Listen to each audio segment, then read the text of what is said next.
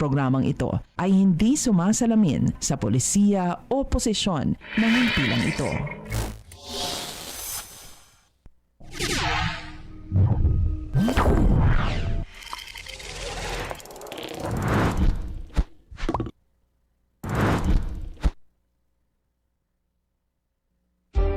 Para sa pinakabago at makabuluhang impormasyon at kaalaman mula sa Ministry of Human Settlements and Development, narito na ang programang MHS Delivers. Hatid ng inyong mga tagapaglingkod na information officers na sina Salimbay Abdullah at Juwayriya bin Emran Muhammad. MHS Delivers, naglilingkod upang maibigay ang mga tulong at serbisyong pabahay at hanap buhay para sa bawat pamilyang Bangsamoro. MHS Delivers sa pamumuno ni Minister Hamid Aminuddin Bara at sa liderato ni BARM Chief Minister Ahod Balawag Ibrahim Al-Haj. MHS Delivers. MHS Delivers.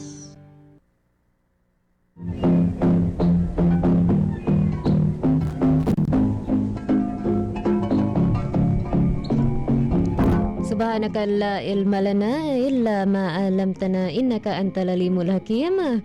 Glory be to you. We have no knowledge except what you have taught us. Verily it is you, the all-knower, the all-wise. Assalamualaikum warahmatullahi ta'ala wabarakatuh. At isang magandang makatahanang Huwebes po, ikalabing-4 ng Nobyembre, ikalabing-2 ng Jumadal Awal sa ating lahat. Sa ating mga tagapakinig sa DXMS Radio Bida 882 kHz at sa mga nanonood ng live stream sa MHSD BARM Facebook page. Narito muli ang programang MHS Delivers na nagbibigay ng impormasyon at kaalaman mula sa Ministry of Human Settlements and Development ng Bangsamoro Autonomous Region in Muslim Mindanao.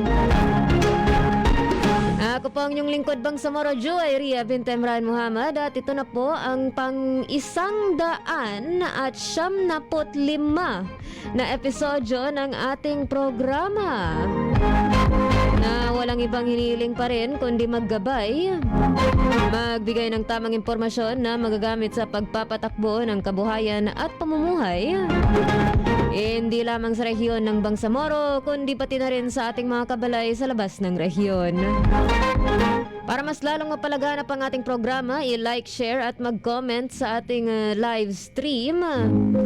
At pwede rin po kayo mag-subscribe sa ating MHSD BARM YouTube channel kung saan mahanap ang lahat ng nakaraang episodyo ng ating programa, pati na rin ang mga episodyo ng ating Marawi office. Ngayong araw na ito, pag-uusapan natin ang accomplishments, challenges, and ways forward ng MHSD Basilan bilang isa sa serye ng mga episodyo na maririnig po natin ang mga provincial offices natin. Inshallah, maya-maya makakasama po natin walang iba kundi ang Director 1 ng Provincial Office ng MHSD sa Basilan, Ibrahim M. Haruddain or si PD IBS.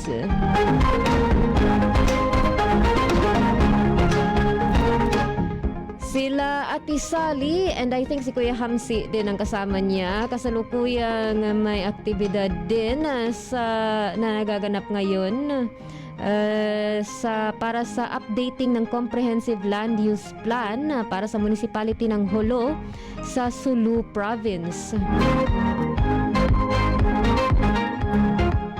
Kaya wala ulit sila Ate Sally ngayong week. Inshallah next week maybe maririnig natin ang boses niya. Laman lang. Pero na mararamdaman pa rin natin ang kanyang presensya kasi lahat ng balita ngayong araw ay nanggaling sa kanya. Mula sa kanilang ilang mga travel sa ilang mga activity sa Sulu na maririnig natin ay lahat na ginanap sa isang araw lang. May isang balita na hindi walang connect sa Sulu though, pero kaya tisali din yun na balita. Inshallah, I do it justice.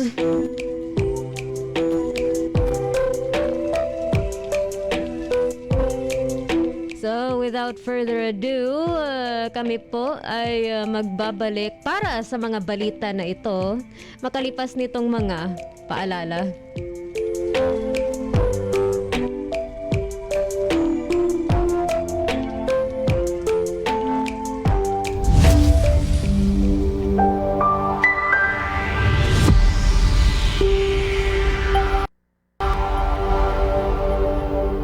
Nais niyo bang magsimula ng bagong buhay sa bagong tahanan? Lumipat sa bagong struktura at bagong komunidad? Empleyado ba kayo ng opisina, kumpanya, o may matatanging hanap buhay? Narito na ang Ministry of Human Settlements and Development sa pangunguna ni Minister Hamid Aminuddin D. Bara at sa suporta ni Chief Minister Ahmad Balawag Ibrahim ang proyektong Economic Housing Loan. Katulad ng mga panimulang struktura sa Phase 1 at 3 ng Barangay Kapitoy, Dato Odin Sinsuat kasama ang Phase 2 sa Barangay Sumbay, Dato Odin Sinsuat. Layunin ng Ministry pagpatuloy ang proyekto sa mga lalawigan ng Cotabato City. 63 barangay ng North Cotabato, ang una at pangalawang distrito ng Maguindanao, pati na rin sa island provinces ng Basilan, Sulu at Tawi-Tawi. Narito ang siyam na requirements na kinakailangang ipasa para mag-avail ng housing loan. Una, filled out housing loan application form. Pangalawa, Certificate of Employment and Compensation, notarized. Pangatlo, kung may asawa, kailangan magpasa ng marriage contract. Kung hiwalay sa asawa, kailangan magpasa ng separation papers. At kung balo naman, kailangan magpasa ng death certificate of spouse. Pang-apat, payroll o payslip. Panglima,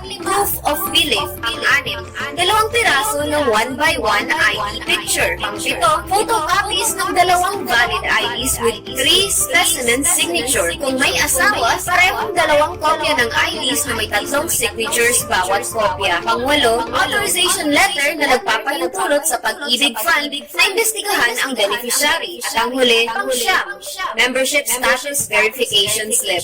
Para sa pagpasa ng mga requirements o para sa mga karagdagang impormasyon, maaari kayo mag-chat sa Ministry of Human Settlements and Development BARM Facebook page o makipag-ugnayan sa opisina ng Ministry of Human Settlements and Development sa MHSD Regional Office o Bangsamoro Government Center, Rosary Heights 7, Cotabato City.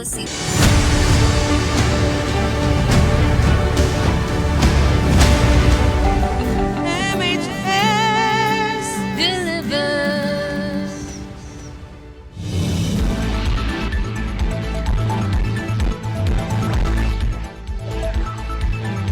MHS Delivers. At sa episode ngayong araw na ito ng MHS Delivers, meron po tayong 4 na balita na ibabahagi. Una sa kanila, komunidad sa Sulu mas lumakas at tumatag matapos makatanggap ng libreng pabahay mula sa MHSD ng BARM.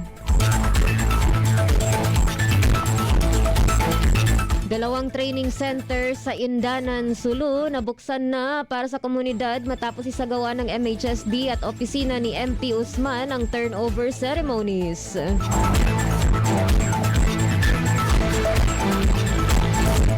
MHSD pinangunahan ng Third Policy Agenda Forum at tinipon ng mga shelter advocates at practitioners mula sa MOAs, universities at LGUs. At karagdagang training center sa MSU Sulu magbibigay benepisyo na sa mga estudyante matapos ang turnover ceremony na isinagawa ng MHSD.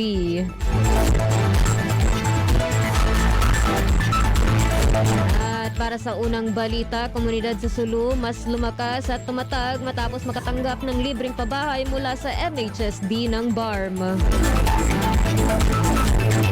Maraming salamat sa oportunidad na mapili mula sa napakaraming nangangailangan ng pabahay.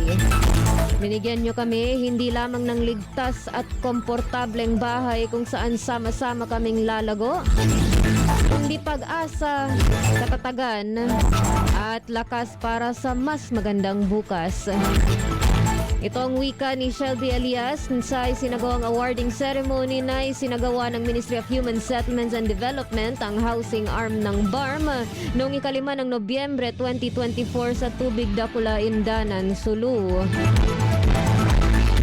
Isa lamang si Elias sa 50 benepisyaryo ng resettlement housing project na isinakatuparan ng MHSD gamit ang pondong mula sa General Appropriations Act of the Bangsamoro, GAAB 2022, kung saan ang bawat housing unit ay may sukat na 7 by 7 square meters at may 3 kwarto. Manugod na tinanggap ni Honorable Barangay Chairperson Alman A. Unding ang mga opisyales mula sa MHSD, local government unit at lahat ng nakibahagi sa programa at binati ang 50 pamilyang naghintay at nakatanggap na ng kanilang bahay. Dahil dito, 100 na umano ang bilang ng bahay na naipatayo ng MHSD sa kanilang barangay. Nang dahil sa BARM, marami ng matagumpay na proyekto ang naisakatuparan sa Sulu, kabilang na ang mga pabahay na ito, dagdag pa ni Kapitan Unding. Sa kanyang mensahe ng paggawad, binati ni Deputy Minister Aldin H. Asiri si Kapitan Uding sa kanyang pagiging aktibo sa pagbuo ng matibay na komunidad. At ipinamalas niya ang kanyang kasiyahan na maging bahagi ng proyekto para sa mga pamilyang Bangsamoro na nangangailangan. Bilang kinatawan ni Minister Attorney Hamid Aminuddin D. Bara, opisyal na iginawad ni Deputy Minister Asiri ang mga bahay sa karapat-dapat na mga benepisyaryo. Ayon kay Director General Esmael W. Ibrahim, abot na sa 500 units ng resettlement housing ang naipatayo ng MHSD sa Sulu. At isa umano ito sa flagship programs ni BARM Chief Minister Ahod B. Ibrahim. Ipinaabot naman ng LGU Indana ang kanilang lubos na pasasalamat sa pamamagitan ni Municipal Administrator Firdausia S. Muksan sa pagpili sa kanilang bayan bilang lokasyon ng mga proyekto mula sa MHSD at hiniling na sana ay hindi pa iyon ang huli. Sa kanyang pambungad na mensahe, pinaalala ni Abdul Hamid C. Alawi Jr., dating Chief ng Housing and Human Settlements Division ng MHSD, na dapat na gawing tahanan ng mga benepisyaryo ang mga bahay na iginawad sa kanila mula sa proyektong pabahay na siyang magiging Darussalam Village, kung saan mabubuo ang Homeowners Association o HOA. Aktibong nakibahagi sa awarding ceremony sina Provincial Director Attorney Najira S. Hasan, 10 ng kanyang mga kasama sa MHSD Sulu na namahala sa aktibidad. Naging aktibong kabahagi rin sina Engineer Zainuddin A. Buisan, Chief ng Planning and Design Division ng MHSD, Honorable Municipal Councilor Abdul Mir Muksan, mga kinatawan mula sa Bangsamoro Information Office, Radyo Pilipinas, at mga inhinyero, arkitekto, project development and evaluation officers, at iba pang mga kawani mula sa MHSD Regional Office.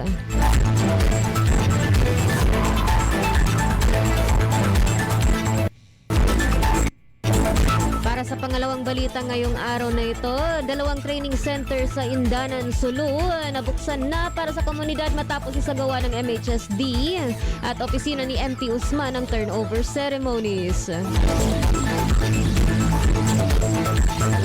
Magkasunod na isinakatuparan ng Ministry of Human Settlements and Development, ang housing arm ng BARM, ang turnover ceremonies ng 2 training center sa Indanan, Sulu noong 5 ng Nobyembre ngayong taon. Ang unang nagbukas para sa komunidad matapos ang seremonya ay ang multipurpose 2-story Human Development Training Center sa Barangay Kajatian.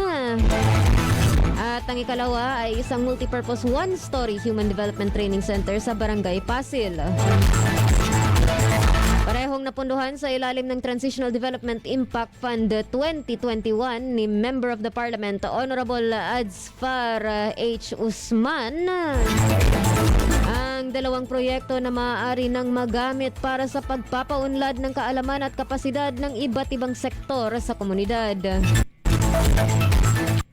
Pinamahalaan naman ng MHSD ang epektibong pagsasakatuparan ng proyekto sa pamamagitan ng mga technical na kawani nito mula sa Regional Office hanggang sa MHSD Sulu Provincial Office.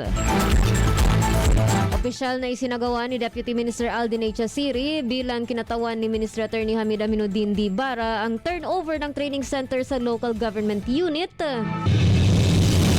na siyang titiyan ng sustainability ng proyekto para sa benepisyo ng mga benepisyaryo. Estudyante pa lang kami, 30 taon na ang nakalilipas. Iniisip na namin kung paano makakatulong sa mga komunidad at nandito na kami ngayon. Masaya sapagkat naging bahagi kami ng proyektong ito at ng makasaysayang pangyayaring ito, wika ni Deputy Minister Asiri.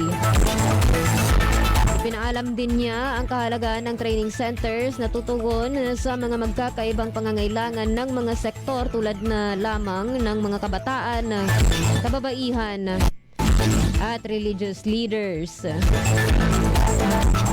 Samantala, taus-pusong ipinarating ni Bangsamoro Director General Esmael W. Ibrahim sa komunidad na ang proyekto ay sumisimbolo sa suporta at pagmamahal ng BARM sa Sulu at kanyang ipinaalam ang naging masusing proseso na isinagawa ng MHSD upang matiyak ang tagumpay ng proyekto.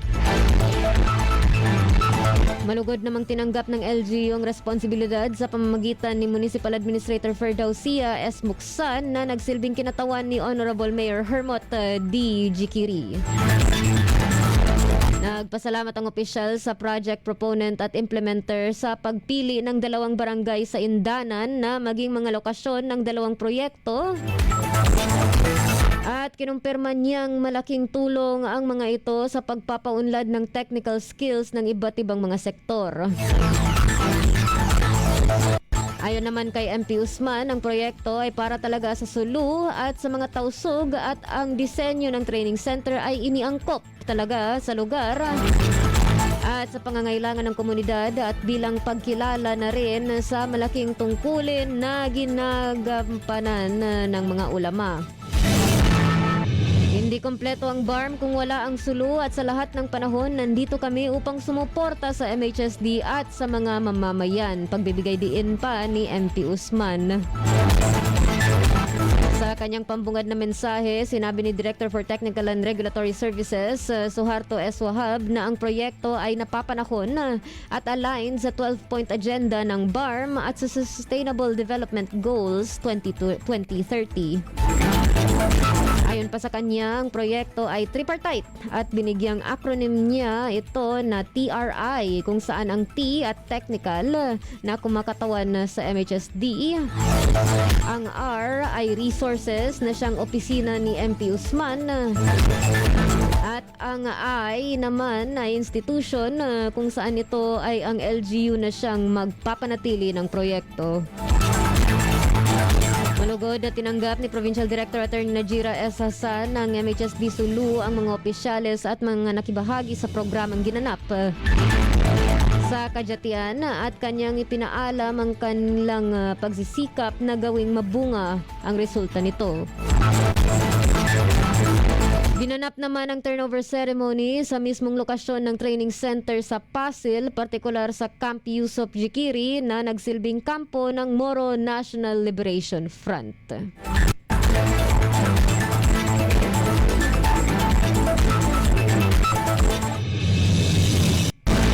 Naman sa ating pangatlong balita, MHSD pinangunahan ang 3rd Policy Agenda Forum at tinipo ng mga shelter advocates at practitioners mula sa MOAs, universities at local government units.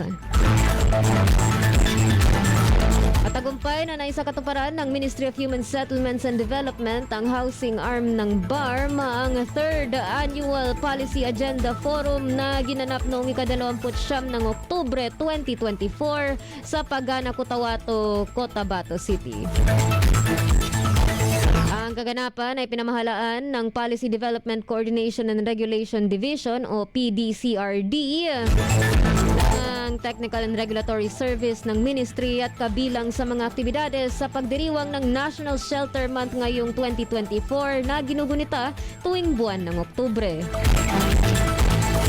Itinanghal ni Jehanna M. Abdul Karim, PDCRD Chief, ang kabuuang ideya ng forum kung saan ibinahagi niya ang mga hangarin nito na mapagtibay ang mga housing and settlement policies para sa mas maunlad at napapanatiling komunidad sa Bangsamoro. Ipinamalas ni Minister Attorney Hamid Aminuddin Dibar ang kanyang malakas na suporta sa pagsasagawa ng forum at binigyang diin niya ang kanyang mensahe na ang pinakamahalagang grupo sa lipunan ay ang mga pamilya na siyang bumubuo ng komunidad.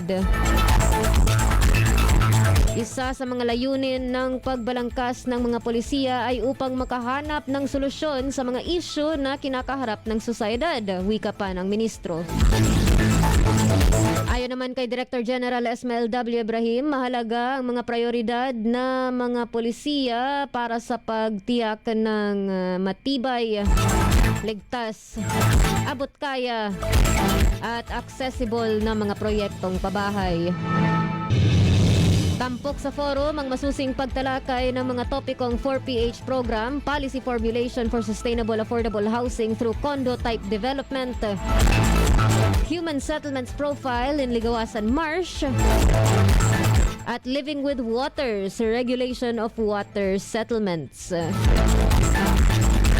Ayon sa pagkakasunod-sunod ng mga topiko, nagsilbing mga resource speakers sina Vincent Uy Hambala, Project Development Officer 4 at Alternate Regional 4PH Focal Person ng DSUD 12.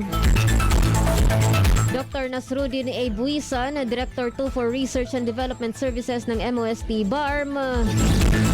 At Architect Rashmin T. Kamlian, Head Architect and Regional Consultant on Design and Construction ng MHSD. Nakibahagi sa forum ang mga opisyales at kinatawan mula sa BTA, UP Mindanao, CSU, OCM, Provincial Local Government Units ng Tawi-Tawi, PDO, MILG, BPDA, MSSD, OOBC, NHA 12, Opisina ni MP Susana Anayatin, Provincial Directors ng MHSD Maguindanao at SGA at iba pang mga kawani ng MHSD. Nagtapos ang aktibidad sa mensahe ng motibasyon ni Salem C. Dimuna, Director for Operations and Management ng MHSD.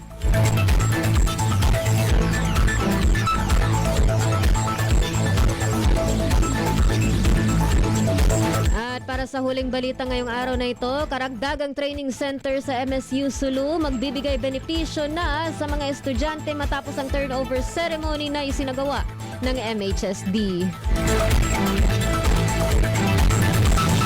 Magagamit na ng mga mag-aaral sa Mindanao State University o MSU Sulu ang isang multipurpose one-story human development training center.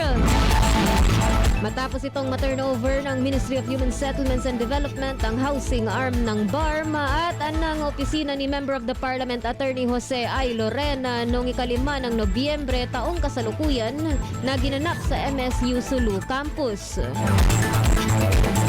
Ang konstruksyon ng gusali ay sinakatuparan ng MHSD at napondohan sa ilalim ng Transitional Development Impact Fund sa ilalim ng opisina ni MP Lorena na siyang project proponent. Ang turnover ng training center sa MSU Sulu ay opisyal na binigkas ni MHSD Deputy Minister Aldin H. Asiri. Matapos niyang alalahanin ang mga pangarap nila noon bilang mga estudyante na makatulong din sa komunidad. Napakahalaga umano ang naturang training center, ang pagpapaunlad ng kaalaman at kakayahan ng mga estudyante at ng iba pang sektor. Sa kanyang pambungad na mensahe, binigyang diin ni Dr. Kadafi A. Basaluddin, Director for Planning and Development ng MSU Sulu, ang pangangailangan ng universidad ng karagdagang mga gusali sapagkat patuloy na dumarami ang mag-aaral ng eskwelahan.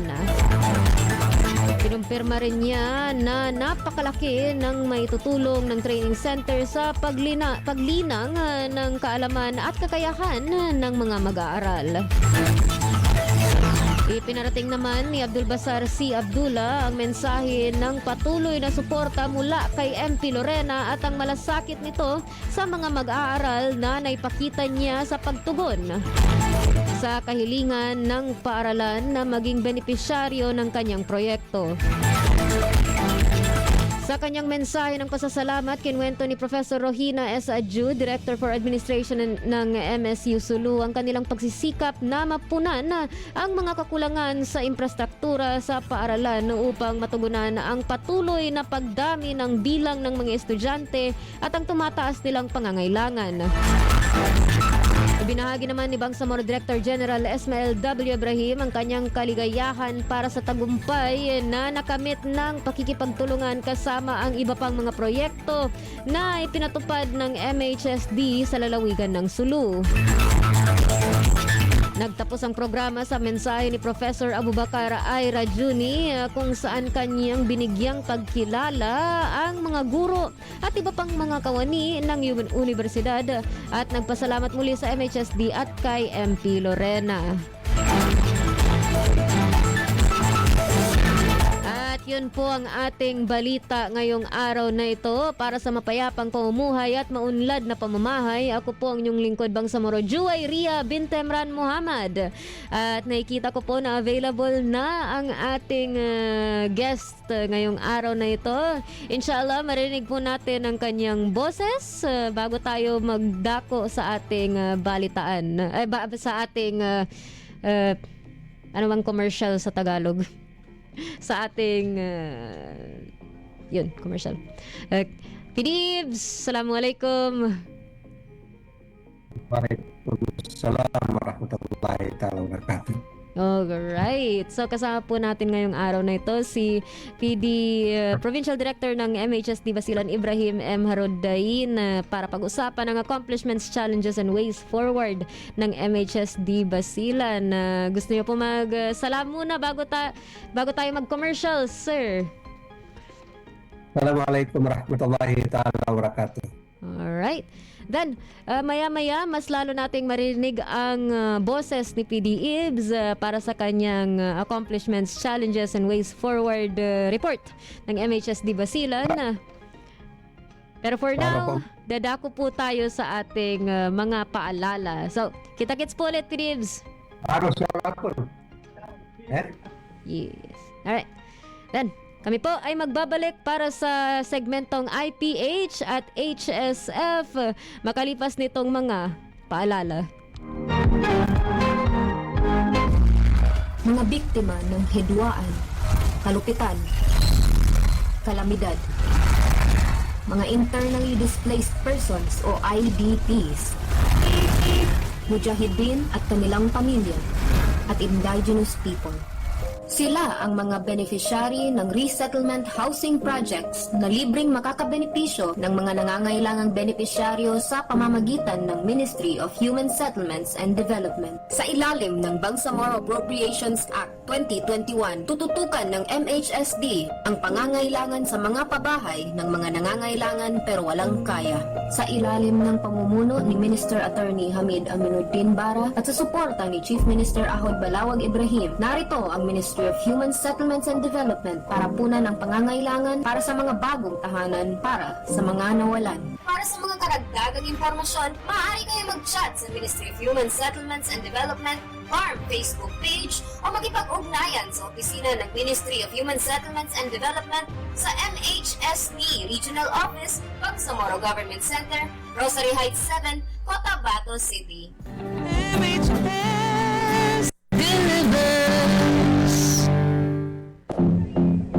MHS delivers.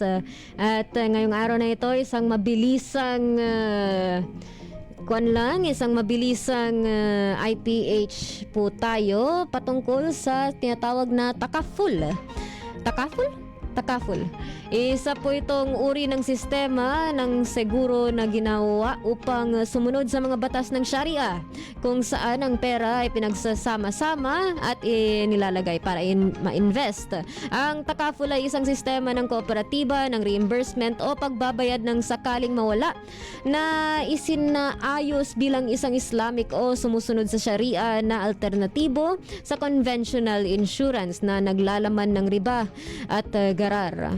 So, itong nakalipas lang, nag-attend po ang ilan sa ating mga top management at mga focals ng Islamic Finance. Dalawa sa kanila si attorney, ang ating ever coolest Bangsamoro Director General Ismael W. Ibrahim at attorney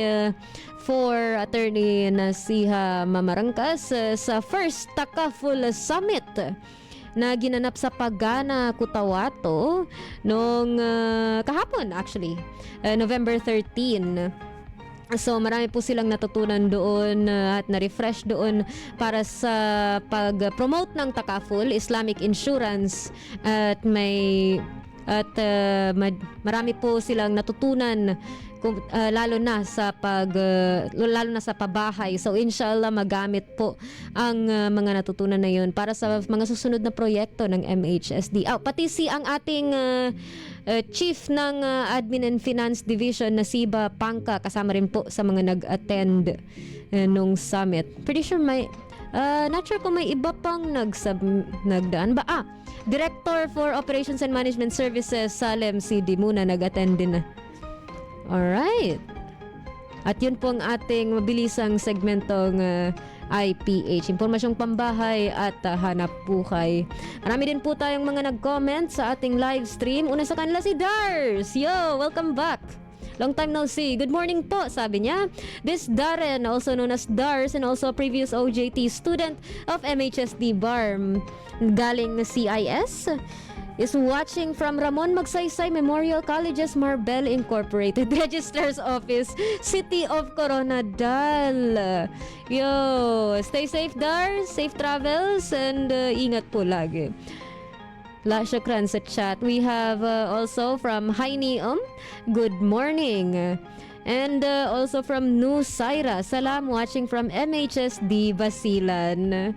Full support po ang ating Basilan Provincial Office sa ating guest ngayong araw na ito. And with that, isang mabilisang health and safety first din. Mainit-init din ang panahon tong nakalipas, kahit na nandito rin si Typhoon Nika. Nika naman ang sumusunod na bagyo sa atin. So dahil bago-bago yung panahon, from mainit to ulan to lamig, tayo po ay mag-ingat sa pagbabago-bago ng temperatura. Lagi po tayong uminom ng tubig, stay hydrated at ingat, at hanggang makaya try po natin magstay indoors. At sa mga kabalay natin na nangangailangan magtrabaho outdoors, whether drivers po sila or mga nasa labas din talaga ang kanilang trabaho, wag pong kalimutan na makisilong at uminom lagi ng tubig to stay hydrated, and ingat po sa mga biglaang pagbagsak ng ulan, lalo na itong nakalipas sa gabi. So with that, yun po ang ating segmentong HSF, ang ating ang ating health and safety first.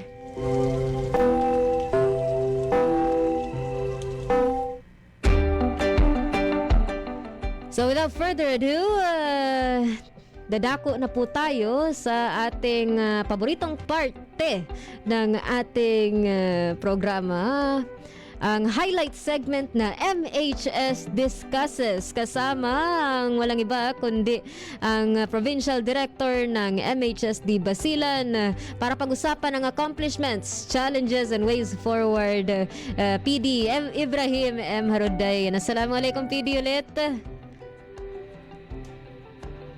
Naka-mute po siya or...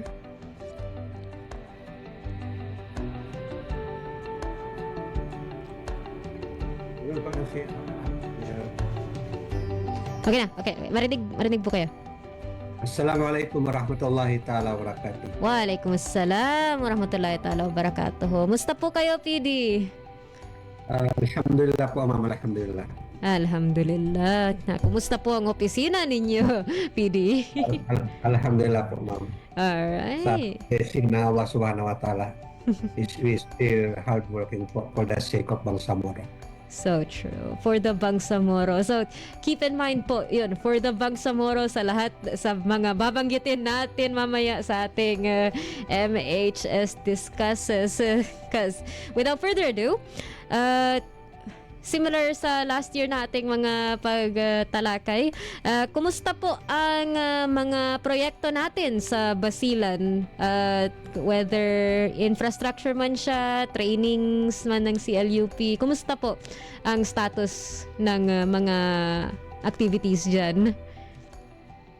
Alhamdulillah po, sa tulong ng top management of Ministry of Human Settlement and Development sa pamumuno ni Atty. Hamid Aminuddin Bara at si Director General Ustad Ibrahim Ismail. So, maganda po ang katayuan ng ating proyekto dito sa Basilan, sa activity man, sa infrastructure man. At sa tingin po itong taon ang pinakamabilis na accomplishment natin sa ating mga proyekto. Sa katunayan po, sa second week of December, nagte-turn over po tayo sa Libog Sumisip Basilan. Ito po ay sa GAAB 2024. Starting po sa last week of July, hindi po paabot ng 6 months ang kontrata ay inshallah subhanahu wa ta'ala po matatapos natin. At simultaneously po din i-turnover natin sa second week of December ang sa Upper Batu-Batu and Lower Batu-Batu SDF 2022.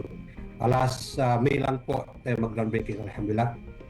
At inshallah subhanahu wa ta'ala sa next year po sa first quarter, maturnover natin po lahat ang natitirang mga proyekto natin. Ito sa Bulansa Municipality, Bulansa Lantawan Municipality, sa GAAB 2024 po, inshallah subhanahu wa ta'ala on January or February. At sa Buton Muhammad Ajul, ito ay GAAB 2022. At sa Semut Akbar Municipality, sa GAAB 2024 din po. At sa Danapar Barca Municipality, SDF 2021. Alright. Inshallah subhanahu wa ta'ala po matapos natin sa first quarter of December ang remaining project natin. 2025. Inshallah. May estimate po, may number po tayo kung ilang pabahay po yun lahat?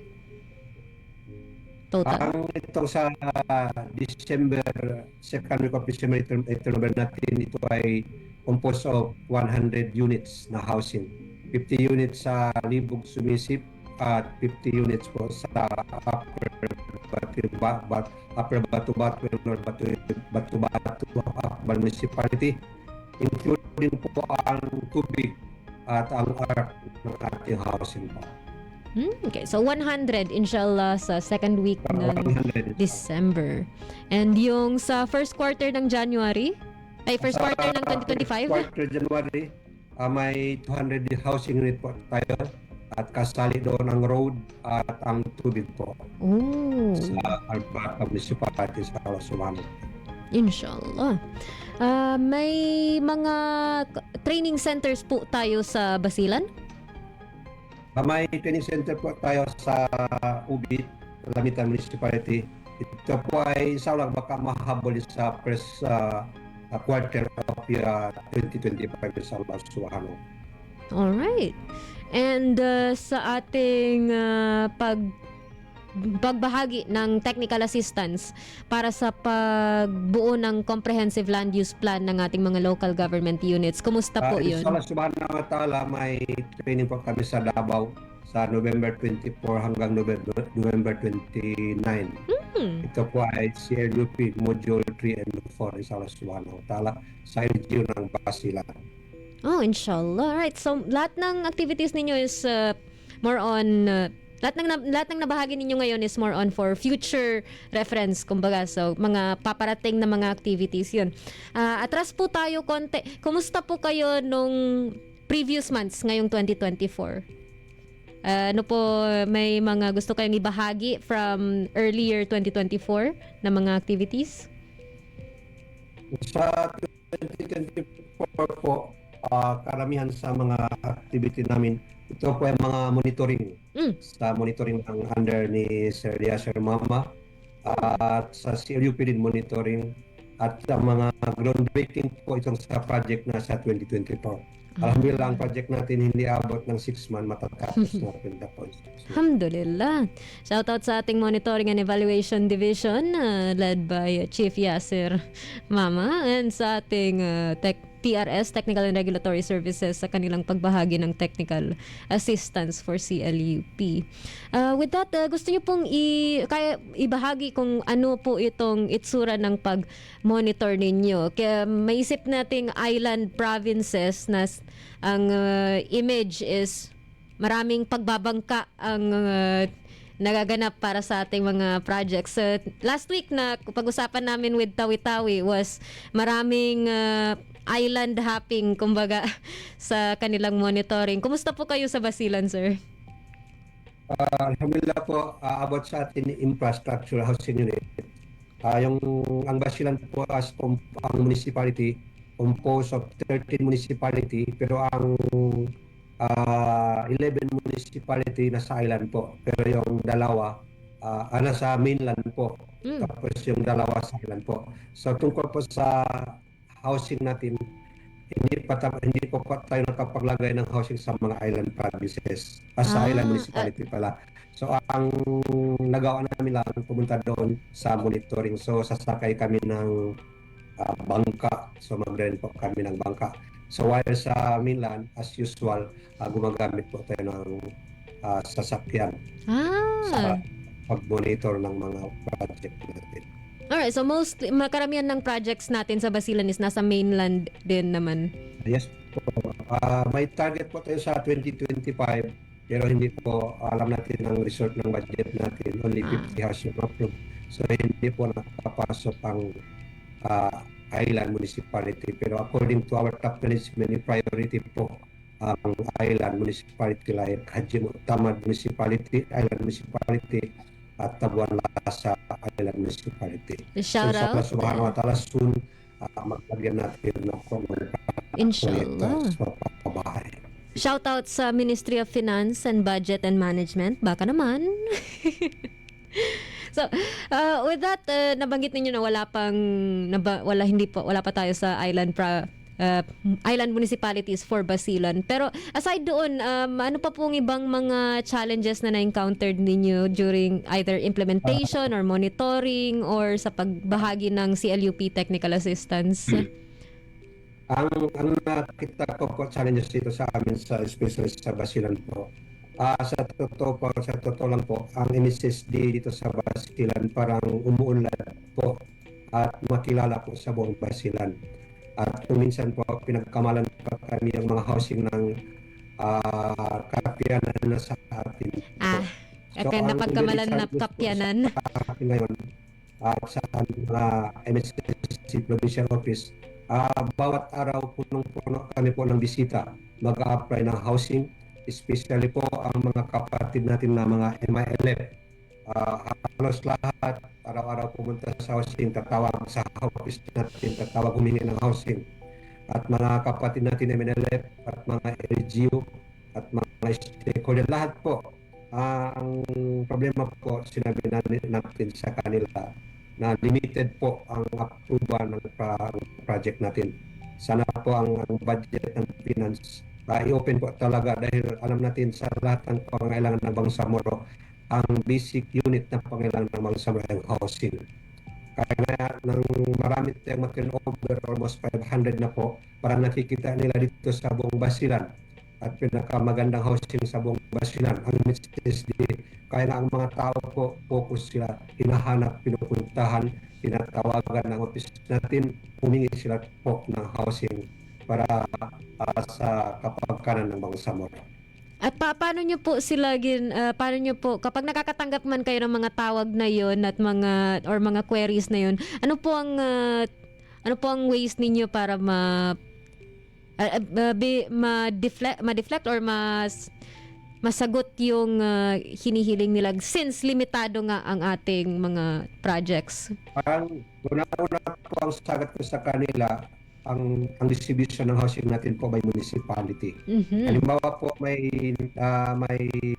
napatayo na to 50 units sa isang municipality. Tapos ang tatawag galing sa municipality na yun, sabi ko, pasensya na po kayo, ibang municipality ang i-priority natin po. Po ang sagot natin. Ang pangalawang sagot, at hindi din ko nakapagbibigay ng promise dahil depende po sa approval ng FMBM ang housing natin. True. Pero sabi ko, huwag kayong mawala ng pag-asa. Umaasa tayo sa Allah Subhanahu wa Ta'ala. Tuloy po. Walang iwanan po. Mujahidin man, MILF man, MNLF man, lahat po ay mga samuro ay inshallah maparating po ang amana, ang housing para sa kanila sa Allah Subhanahu. Inshallah, lahat po, gaya nga, sabi nga ni PDIBS, walang may iwang Bangsamoro, mapa MNLF man, mapa MILF man, inshallah maaabot sila lahat ng BARM. Pero sa ngayon, nasa limitado pa rin po kami ng aproba ng MFBM sa budget namin. With that, kumusta po kayo sa mga sa ating mga infrastructure projects? Ano po may mga challenges po kayo na gustong na hindi pa nabahagi? Kung ano po yung weather monitoring man siya or construction side? Sa totoo magsisikap po kami, gusto namin po matapos ang housing natin po. Dahil alam natin ang MSSD po ang pinakamabilis na mag-release ng budget ng funds. Pero may mga aside from our mga challenges po, yung mga unexpected weather. Yes. Or climate. Halimbawa kung tag-ulan, may bagyo man, kahit po naisin namin, ipilit namin ang mga kulman namin, ang mga contractor, ang mga LGU, ipabilis ang para matapos ang housing natin. Pero wala pa ito makagawa. Pero kung kahit karamihan po, halimbawa sa Lantawan, sa Libog Sumisip at sa Akbar Municipality, bumibili po sila ng generator gabi at araw paggawa ng housing po para po mapabilis mapagtapos ang housing unit natin po. At pinagawaganda po doon pa ang mga beneficiaries natin po dahil may naka-allocate na sa beneficiaries, tutulong po rin sila suporta paano mapatapos mapabilis ang housing nila. Inshallah, good for that. Like, stay safe pa rin, sir. Like, ingat pa rin lagi sa ating mga travels, lalo na may isa pang paparating na bagyo. Ay, nandito pa ba si Bagyong Nika? Or ano po ang like kakalipas lang ng Karina and then Nika naman ng sumunod. So, ingat po lagi sa ating mga field officers, lalo na sa monitoring ninyo. Yes. With that, kumusta naman po? Yes, sir. Sa totoo lang po, ma'am, manid po sa amin, perman ang pagbisita namin sa housing namin. Pero ginawa po namin ng Basilan twice or more than twice po para lang mapabilis ang housing natin. Inshallah Subhanahu wa Ta'ala. Ito ang mga engineer po, palagi po sila nasa field. At PD po, sasali din po sa operasyon para pag mabilis ang housing. Shout out sa ating mga engineers, laging on travel. Ingat-ingat po lagi fi amanillah sa bawat monitoring activities ninyo. That with that may iba pa po yung gustong ibahagi na any challenges na na-encounter at kung paano nyo po sila na overcome? Yun lang po ang mga challenges, ang karamihan yung mga pumipilit na humihingi ng housing. Pero ipaabot sa kanila sa mga kapatid natin ni MILF especially sa Basilan, mga LGU, MNLF. So, patient-patient tayo, sabar-sabar. Sa Allah subhanahu wa ta'ala, kung rejectin natin mapaparating din siya. Pero ang message di magkaroon ng housing kahit wala silang budget. Pero magduwa tayo, sana maprobahan ng ating Chief Minister ang FMDM parami ng housing para po makatanggap ng housing sa sulok ng BARM, specifically sa every barangay ng Basilan, inshallah subhanahu wa ta'ala. O sabar-sabar muna po tayo, huwag tayong magalit, huwag tayong pumilit, inshallah subhanahu wa ta'ala. May araw din, may oras din darating sa inyo ang pagbahay ng Bangsamoro, inshallah subhanahu. Inshallah. And with that, bago po tayo maghiwalay para sa araw na ito, kasi I believe na kuha na natin ang updates natin for Basilan at yung challenges at paano lang ma-overcome. Bago po tayo maghiwalay, sir, sa episode na ito, may gusto po kayong iparating na mensahe sa ating mga kabalay na nakikinig sa radyo at nanonood sa ating live stream? Sa lahat po ng manonood, panalangin natin kay Allah subhanahu wa ta'ala, sana po malakas ang ating katawan, malakas ang ating puso, ang pag-iisip, mapabilis natin, mapaganda natin ang performance natin sa taos puso ng bigyan tayo ng Allah subhanahu wa ta'ala ng gantimpala at bigyan na tayo ng habang buhay, mahaba ang buhay para makapag-serve tayo sa ating Bangsamoro. Dahil ang mga itong Bangsamoro, pinagpaguran ng minunod natin ng mujahidin ng pawis, dugo at buhay. At tayo po ay nasa opisina, sana po may sahod na po tayo. Sana po mawala ang ating katamaran. Dapat po taos puso ang pagsisilbi natin, pagbibigay natin ng serbisyo sa ating Bangsamoro para po yung mga mabubuhay pa nakita nila ang improvement, ang development ng Bangsamoro at mga mujahidin na una po sana po napipil nila ang mga pinagsakripisyo nila sa panahon ng strife. So inshallah subhanahu wa ta'ala, sana specifically ang Bangsamoro, ang NSSD BARM, mapabot natin po ang amanat binigay ng Allah subhanahu wa ta'ala sa atin at binigay ng Chief Minister. Huwag tayong magpagod-pagod. Active po tayo sa trabaho natin para maibigay natin ang amana, ang nilagay ng Allah subhanahu wa ta'ala sa atin po. Inshallah. Amin. And with that, yun po ang ating talakayan, ang ating MHS Discusses ukol sa accomplishments, challenges, and ways forward ng MHSD Basilan. Muli, syukran, PD Ibs, Ibrahim M. Harudain, Director 1 ng MHSD Basilan, sa inyong oras, sa inyong knowledge at sa inyong sharing ngayong araw na ito. Syukran. But bago po tayo magtapos para sa episode na ito, unfortunately hindi po namin ma-announce ngayon ang winners ng ating MHS Disseminates, pero naka-ready na po yung listahan and inshallah makakontakt po ang winners via messenger within the day, inshallah, or soon. Try po namin bilisan ang makaya. So 13th round na po tayo sa ating MHS Disseminates. Ang ating tanong this week was, anong bansa sa Asia gaganapin ang APSSF 2025 at anong opisina ang pangunahing tagapamahala nito? Meron po tayong natanggap na 28 comments pero 25 shares lang.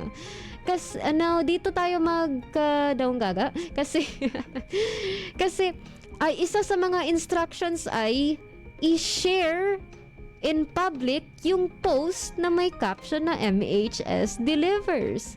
So kahit na tama po ang inyong sagot, kung hindi po siya sumunod sa instructions na like at na follow ang MHSD BARM Facebook page, public ang list of pages na fina-follow, na share in public yung post na may caption na MHS delivers, posibleng talo na kayo.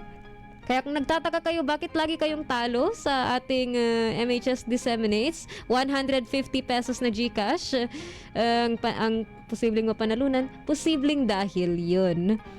So, ulit, hindi maaaring manalo ang dummy accounts. So, at hindi rin maaaring sumali ang MHSD, mga taga MHSD.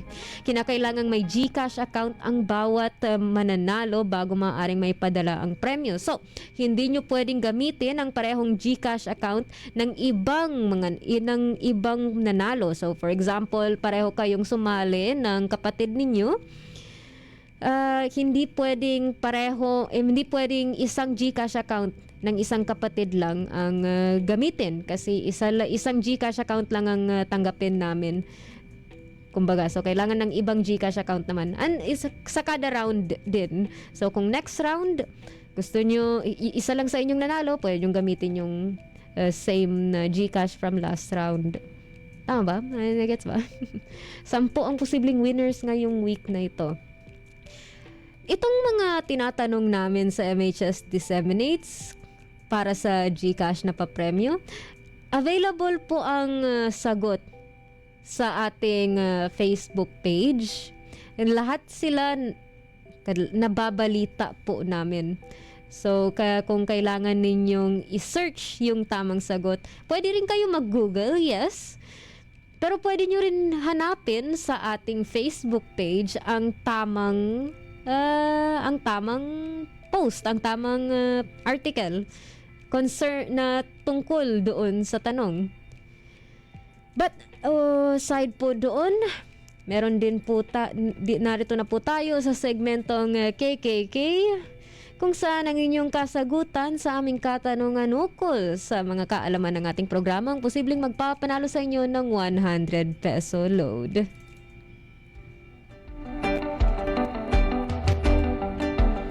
And without further ado, ang ating unang tanong sa ating segmentong KKK. Magkakaroon ng awarding ang MHSD Basilan sa December. Ilang pabahay ang balak na i-award sa activity na ito? Second question, ilang training centers ang available na implemented ng ating MHSD Basilan? And the next question, kailan gaganapin ang technical assistance para sa pagbuo ng CLUP sa mga LGU ng Basilan na i-facilitate ng ating Basilan office? So, ang unang sagot ay numero, ang pangalawang sagot, numero pa rin, at ang pangatlong sagot ay date. So, kailan? Kumbaga. Ulit, ilang pabahay ang balak na ipamigay ngayong December para sa para sa Basilan? Second question, ilang training centers ang na-implement ng ating MHSD Basilan? And third question, kailan gaganapin ang technical assistance for the formulation or updating ng CLUP ng Basilan LGU?